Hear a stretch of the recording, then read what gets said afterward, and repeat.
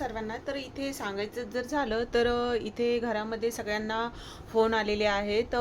इथे म्हणजे actually phone नाही आलेले, फक्त संवाद साधायचा आहे, आपलं मन मोकळं करायचं आहे आणि आपली आई, वडील, भाऊ, बहीण यांच्याशी संवाद साधायचा आहे.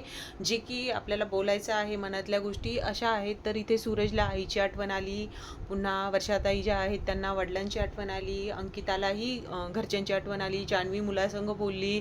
तर इथे सर्वजण रडतात आहे, कारण त्यांना संवाद साधायचा आहे, आई वडिलांशी बोलायचं आहे, घरातल्यांशी बोलायचं आहे, आपली मनं मोकळे करायची आहे, सर्व भावनिक झालेले आहेत.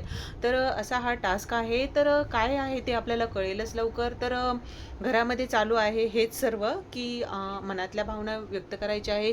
सूरज तर खूप रडत आहे, आपल्या आईची आठवण येते त्याला. तर इथे जान्हवीही आपल्या मुलाची आठवण काढत आहे आणि वर्षाताई ज्या आहेत त्या वडिलांशी बोलताना दिसल्या आहेत. निक्की पण रडत आहे, पुन्हा अरबाजही. तर म्हणजे हा टास्क असाच आहे की मनातल्या भावना मोकळ्या करायच्या आणि फोनवरून बोलायचं. तर असेच व्हिडिओ बघण्यासाठी चॅनलला सबस्क्राईब करून ठेवा.